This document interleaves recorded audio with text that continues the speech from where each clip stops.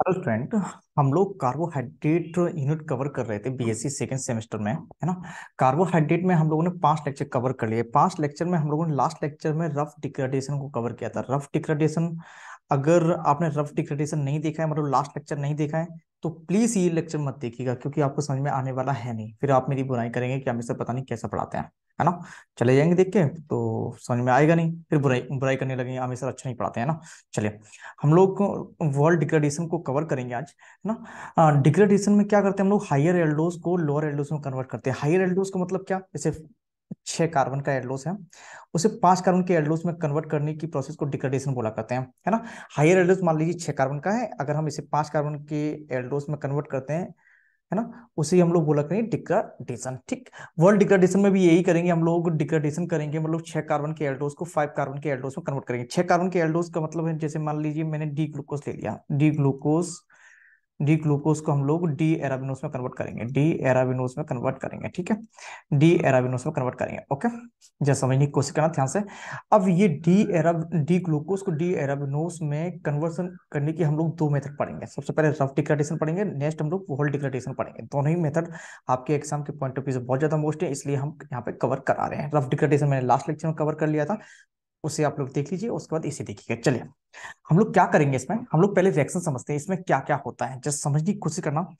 इसमें सबसे पहले ग्लूकोज ग्लूकोज की रिएक्शन हाइड्रोक्सिल एमाइन से कराते हैं। ग्लूकोज की रिएक्शन, डी ग्लूकोज की रिएक्शन किससे कराते हैं बोलो, हाइड्रोक्सिल एमाइन से कराते हैं। कि राइटिंग पे फोकस मत करना, बार बार बोलते हैं हम, है ना। चलिए, ग्लूकोज की रिएक्शन हम हाइड्रोक्सिल एमाइन से कराते हैं। आपने 12th में ये रिएक्शन पढ़ी होगी, इसकी मैकेनिज्म पढ़ी होगी। H2 निकल जाता है यहाँ से, ये H2 निकलेगा, ठीक है। तो क्या बनेगा, CH डबल बॉन्ड NOH, उसके बाद OH H, H, बाकी सब पूरा सेम रहेगा, ठीक है। OH H, उसके बाद क्या है, OH है, उसका CH2। उसके बाद हम लोग एसिटाइलेशन करा देते हैं, एसिटाइलेशन कराएंगे। उसके बाद हम लोग क्या करेंगे, एसिटाइलेशन करा देते हैं, एसिटिक एनहाइड्राइड से रिएक्शन करा देते हैं, और एसिटाइलेशन हो जाता है ना, AC2O से एसिटाइलेशन करा देते हैं। एसिटाइलेशन जब कराते हैं तो H की जगह पर AC आ जाता है, H की जगह पर क्या आ जाएगा, AC आ जाएगा। तो क्या बन जाएगा, जरा समझने की कोशिश करना ध्यान से। अब मतलब कि जो हाइड्रोजन है, एक्टिव हाइड्रोजन, मतलब कि ऑक्सीजन से जुड़ी हाइड्रोजन, जितनी भी ऑक्सीजन से जुड़ी हाइड्रोजन है उसके, वो H हटके क्या आ जाता है, AC।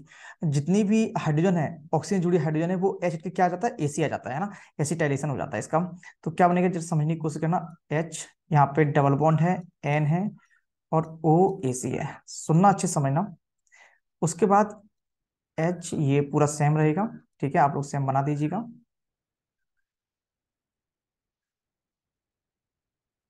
सेम नहीं, यहाँ पे H की जगह पर क्या आ जाएगा, AC आ जाएगा। H की जगह पर AC, H की जगह पर AC आ जाएगा। H की जगह पे, क्योंकि एसिटाइलेशन करा रहे हैं ना, तो H की जगह पर क्या आ जाएगा, AC आ जाएगा।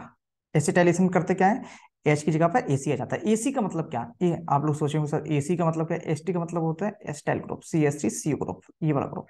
H की जगह पर क्या आ जाता है, AC, मतलब CH3CU ग्रुप आ जाता है, ठीक है। चलिए, अब जो समझने की कोशिश करना, ये आपको पता है, ये वाला जो ग्रुप होता है वो लिविंग ग्रुप होता है, पता है ना आपको, लिविंग ग्रुप होता है। तो ये जो हाइड्रोजन होगा इन इसके बीच में आ जाता है, और ये लीव कर जाता है। क्या बन जाएगा यहाँ पे, यहाँ पे निकल जाएगा ACOH। ACOH का मतलब क्या है, एस्टिक एसिड, एस्टिक एसिड निकल जाएगा, है ना। ACOH acetic acid, acetic acid निकलेगा, ठीक। ओके। अब यहाँ पे ट्रिपल बॉन्ड आ जाता है, यहाँ पे क्या बन जाता है, ट्रिपल बॉन्ड। यहाँ पे ट्रिपल बॉन्ड बिल्कुल सेम ऐसे ही रहने वाला है, OAC, उसके बाद HOAC, उसके बाद क्या करते हैं, OAC और OAC, यहाँ पे H है, यहाँ पे H है, और CH2OAC। सुनना, आप ध्यान से समझना, ध्यान से समझना, अभी समझने वाली बात है।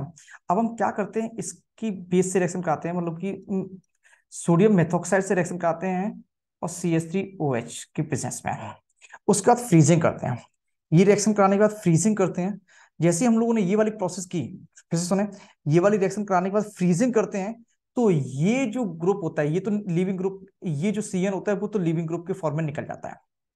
फिर से सुनो, ये जो ऊपर वाला ग्रुप होता है वो लिविंग ग्रुप के फॉर्म में निकल जाता है। उसका इसका ऑक्सीडेशन होता है CHO में। उसका क्या होता है, ऑक्सीडेशन होता है CHO में। क्या जाता है, जरा समझने की कोशिश करना ध्यान से। जब हम ये प्रोसेस करते हैं, कौन सी रिएक्शन करा के फ्रीजिंग कराते हैं, तो मतलब कि आपका एराबिनोस का फॉर्मेशन होता है कैसे, कुछ इस तरीके से, कुछ इस तरीके से, ऐसे। ये आपका डी एराबिनोस है, डी एराबिनोस है। क्या बात समझ में आई या नहीं आई? मतलब कि अब यहाँ इसी कंपाउंड को समझना है ना, इसी कंपाउंड को समझना, ये तो बहुत आसान सी चीजें हैं, ये तो समझ में आ गई होगी। इसी कंपाउंड को समझना, जैसे हम इसकी रिएक्शन कराते हैं, हम सीएन लिविंग ग्रुप के बाहर लिविंग ग्रुप के फॉर्म में बाहर निकल जाता है और इसका ऑक्सीडेशन हो जाता है। यहाँ पे ओ ए सी जगह पे ओ एच आ जाता है। देखो ओ ए सी जहां भी है वहां पे क्या आ जाता है, जब फ्रीजिंग करते हैं ओ ए सी की जगह पे क्या आ जाएगा, ओ एच आ जाएगा, ठीक है। ओ ए सी जगह पे ओ एच आ जाता है, तब इसका ऑक्सीडेशन हो जाता है। और जब इसका ऑक्सीडेशन होगा तो ये एल्डिहाइड में कन्वर्ट हो जाएगा, इसका एल्डिहाइड में कन्वर्ट हो जाएगा। यही यही प्रोसेस क्या कहलाती है, वॉल डिग्रेडेशन कहलाती है, ठीक है। तो हम वॉल डिग्रेडेशन के द्वारा क्या करते हैं, डी ग्लूकोज को डी एराबिनोस में कन्वर्ट करते हैं, ठीक। तो सबसे पहले क्या करेंगे हम लोग वॉल डिग्रेडेशन में, सबसे पहले हम लोग जो हायर एल्डोस है, हमने जिसे डी ग्लूकोज ले रखा है, ये क्या है आपका बोलो, ये डी ग्लूकोस है, ये डी ग्लूकोस है, ठीक है। जो हायर एल्डोसिस उसका हमने सबसे पहले हम लोगों ने उसका ऑक्साइम बना लिया। जब हम लोग उसका ऑक्साइम बना लेते हैं, ये क्या है, ऑक्साइम है, ये क्या है, ऑक्साइम है, ठीक है। जब इसका ऑक्साइम बना लेते हैं, उसका एसिटाइलेशन कराते हैं, क्या कराते हैं बोलो, एसिटाइलेशन कराते हैं, उसका एसिटाइलेशन कर लेते हैं उसका, है ना। एसिटाइलेशन करने के बाद ये ओएसी ग्रुप लिविंग ग्रुप के फॉर्म में बाहर निकल जाएगा, ये बॉन्ड यहाँ पे ट्रांसफर हो तो सीएन बन गया, है ना। और सीएन भी एक अच्छा लिविंग ग्रुप होता है, तो बाहर निकल जाता है हाइड्रोजन साइनाइड के फॉर्म में, ठीक है। हाइड्रोजन साइनाइड के फॉर्म में ये बाहर निकल जाता है और इस कार्बन का ऑक्सीडेशन हो जाता है और ये बन जाता है आपका डी एराबिनोस बन जाता है, ठीक है। अगर आपको इसकी मैकेनिज्म चाहिए, अगर आपको इसकी मैकेनिज्म की रिक्वायर्ड है, आपको चीजें समझ में नहीं आ रही सर ऐसा कैसे हुआ, तो आप मुझे बता दीजिएगा, मैं इसकी मैकेनिज्म नेक्स्ट लेक्चर में अपलोड कर दूंगा। ये छोटा सा लेक्चर सा, नन्ना सा लेक्चर था, आपको समझ में आया होगा, नहीं समझ में आया तो दोबारा देख लीजिएगा, चीजें आपको क्लियर समझ में आएंगी ही आएंगी, ठीक है। अगर मैकेनिज्म चाहिए तो बता दीजिएगा, क्लियर है।